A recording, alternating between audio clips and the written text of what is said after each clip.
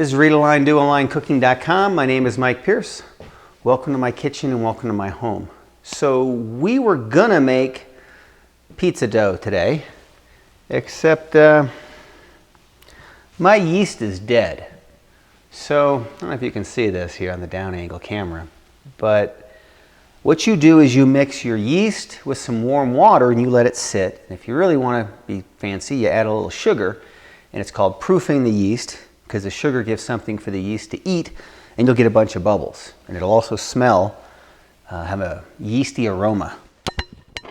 I don't know, you can smell something, but there's no bubbles, so I'm not going to do that. So I have a few bags of self-rising flour, which I thought probably had yeast in it. Turns out that's not true. What it has is baking powder in it.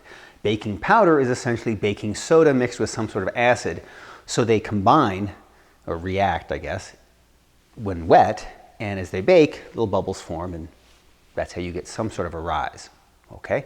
So, apparently there's a thing called St. Louis style pizza that has a crust based on this. So, I looked up the recipe, and there's not much to it except my iPad just turned off, and it's 2 cups of self-rising flour, a couple of tablespoons of olive oil, and 6 or 7 tablespoons of water. And we'll just add some water. So we're going to do it a little different though, because I also have self-rising cornmeal mix. And apparently, well, not apparently, when I've made regular pizza dough, I've added cornmeal, which I have up here, which I had out to do this, and it makes the dough a little better. So I thought we'd, instead of using 2 cups of self-rising flour, we'll use probably a ½ cup of self-rising flour and a ½ cup of self-rising cornmeal, and we'll combine them and see if we can't make a nice St. Louis style pizza crust. And then we'll make a pizza. So let's get started. We've got the down angle camera going, so let's get ½ a cup of this self-rising dough or flour. Put that aside. And we'll get ½ a cup of the self-rising cornmeal mix. Hopefully, if I can get it out. There we go. Okay, set that aside. Mix that up a little bit.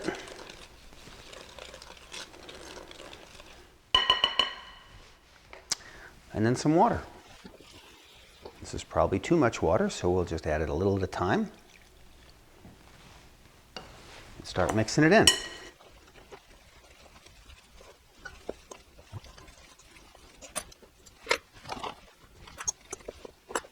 It also calls for some olive oil, but just like a tablespoon or so.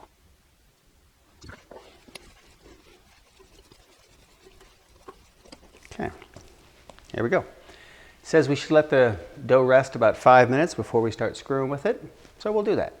I'll be back in a minute. Okay, I'm a little confused on how this is going to work with this St. Louis style pizza, because I don't really know what I'm doing. I've done regular pizza dough before. This is a little different. So what it tells you to do is get some parchment paper and put the dough between it, and that's how we're going to roll it out. So we're going to try that. So 2 pieces of parchment paper. Turn it over. A handy rolling pin. And I don't know how well this is going to work. I think we need a little more dough or a little more flour on this. It's a little sticky. A little more.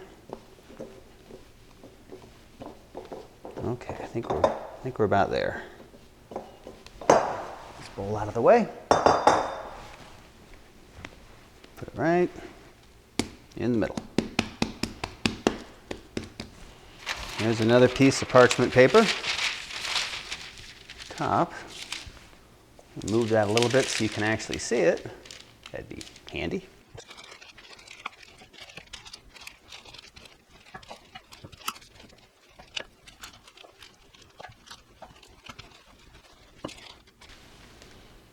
non-stick parchment paper.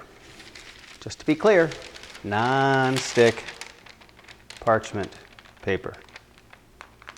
And this is a complete disaster. What we could do, we could probably salvage this. The way we would salvage this is I would just scrape all this off, put it back in the bowl, and start over. That's what I'm going to try and do. Be right back.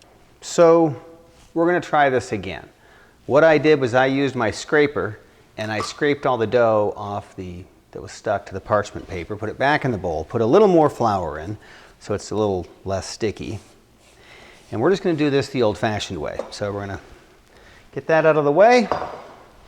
We're going to put some flour on my nice and clean countertop, which it is. And we're going to do it by hand. And we're going to try and make this work. And we are going to use parchment paper, just not the way they want us to use it.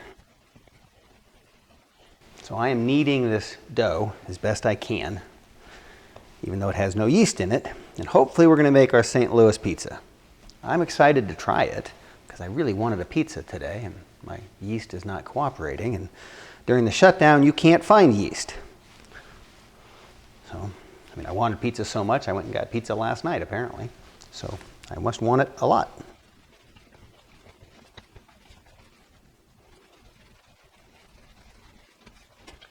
All right, let's grab some parchment paper.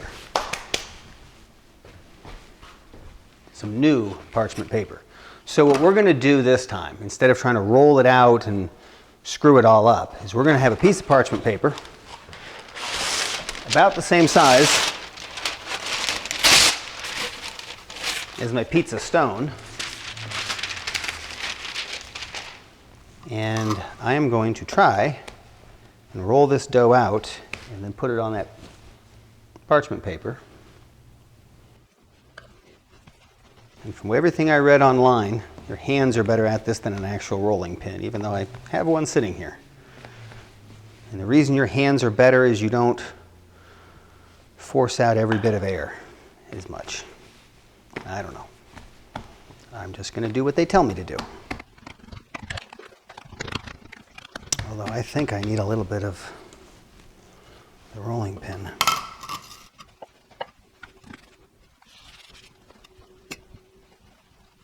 All right, I think we're in the neighborhood of putting this thing on the paper. Hopefully without tearing it. That's not too bad. I don't know how it's going to taste, but it looks okay. So the next thing we would do is just make a pizza, basically. And the way I want to do that, I think I'm going to put a little bit of olive oil on to kind of protect the dough from all of the ingredients I'm about to put on. So you can buy jars of pizza sauce. I just tend to use jarred marinara, and most of it, if you buy the right kind, a lot of it's pretty thick. This is Newman's Own. I found it to be my favorite, not necessarily this particular flavor, but this brand, because it seems to be fairly thick.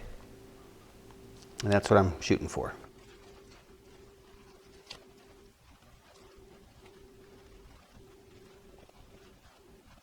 Now the fun part. Obviously, you know we're going to have garlic, so put some garlic on. The way I do it is with 2 forks. It seems to work pretty well. You use one to pull it off of the fork, the other fork. But whatever way you want is fine. You just don't want to have a whole lot of bites that are nothing but garlic, even as much as I like garlic. Go with some cheese.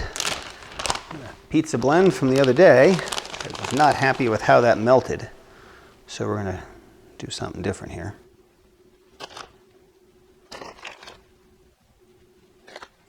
Okay. It's a fairly good amount, but I'm going to mix it with some Mexican style cheese because this stuff melts really well, my opinion. And it's my pizza and I can do whatever I want. And so can you. Okay.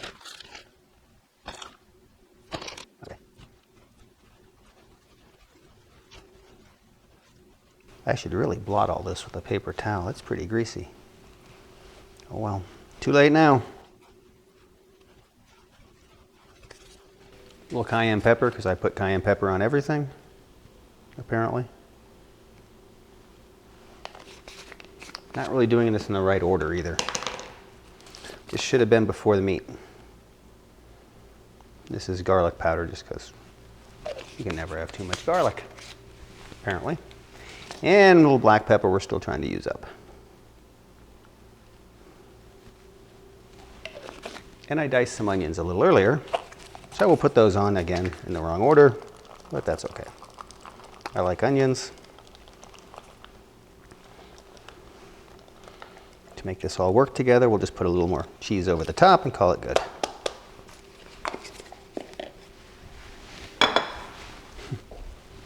This is turning into half a disaster if you haven't noticed. I don't have any idea what I'm doing here. And that's okay. It's still pizza. If I screw it all up, it's still pizza. So normally, you would have preheated your oven by now to 425. And the reason I haven't is this is a convection oven. It has a fan and it makes noise. And I try and avoid you guys hearing a lot of the dumb noise. Second thing is, this is a pizza stone. Don't mind the discolorations. If you buy one, yours will look like this too as soon as you start using it, because it's not finished, it's not glossy. So it gets stains and there's nothing you can do about it. Anyways, what you do is, you put this in the oven, preheat, in this case 425 is what they said, go. So I'm gonna let that cook, now, or preheat. Normally, what you would do is, this thing in 10, 15 minutes, it'll beep, tell me it's done, it's ready. I'd put the pizza in, would be good. But because we're using a pizza stone, you wanna leave it longer. So I'm probably gonna let this preheat for half an hour, just to get the stone nice and warm. Then I'm gonna take our pizza, which is on parchment paper, I'm just gonna lay it right on the pizza stone with the paper. Because every time I've tried to get these things off, I always just screw it all up. Which is why I don't use this, which is a pizza peel. This thing, what you do, just as long as I got you here, you put some cornmeal on it, then you put your dough on this, you make the pizza on it, and then you put it, and it slides off. Except when I do it, it turns to garbage. I just wreck the pizza. So I never use that thing anymore. I have the other thing I make it on. It's the best I can do. So in this case, we're gonna make it on the paper, which we did, and we're gonna go ahead and just set it on the pizza stone. And oddly enough, we're doing this whole thing because my yeast appears to be dead. Except, my yeast appears to be alive.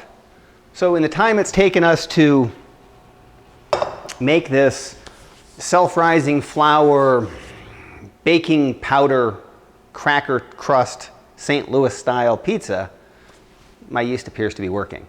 So whether this works or not, I'm making a second pizza as soon as we're done. I'm gonna eat a lot of pizza today, apparently.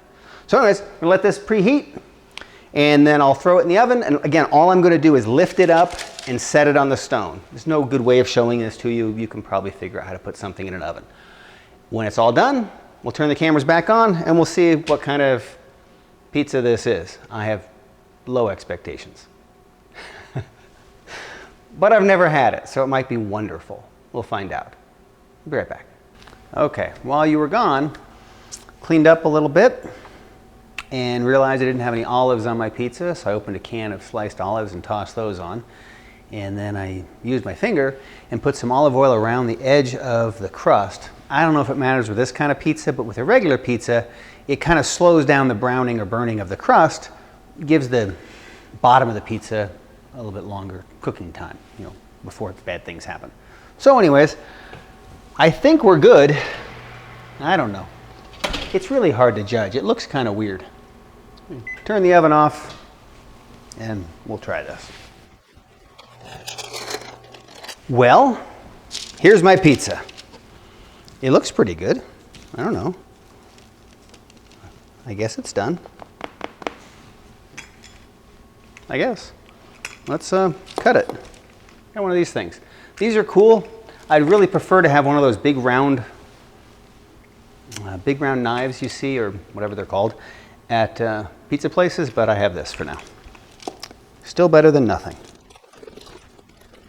This is really hot.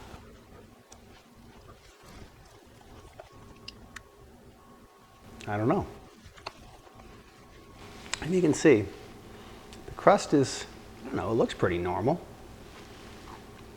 Tastes a little different.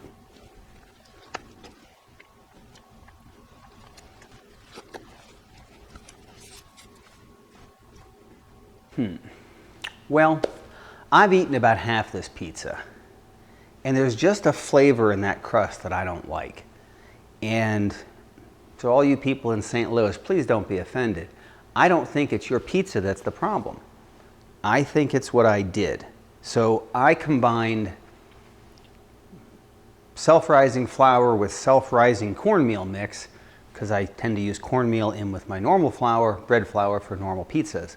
And I'm guessing that's where this comes from. So what I made, I don't really like. It's still pizza, but it's just not quite right. So if you do this, I would highly recommend you do not use self-rising cornmeal, just use the self-rising flour, because it's supposed to be a cracker crust. And my crust doesn't hold together well like a cracker, but it's not as crispy as it should be either. So that's my best guess on what the problem is. Because otherwise, this is kind of a neat idea. Because especially right now, during the shutdown, you can't get yeast. I thought my yeast was dead. It doesn't look like it is. So maybe I'll make another pizza here in a minute. But I just thought I'd fill you in at the end, which is I wouldn't do this again, but I probably will try it again just to see without the cornmeal. That's how we learn. So, once again, if you like the video, please like the video. If you like what I'm doing, please subscribe to the channel. Thank you, and we'll see you next time.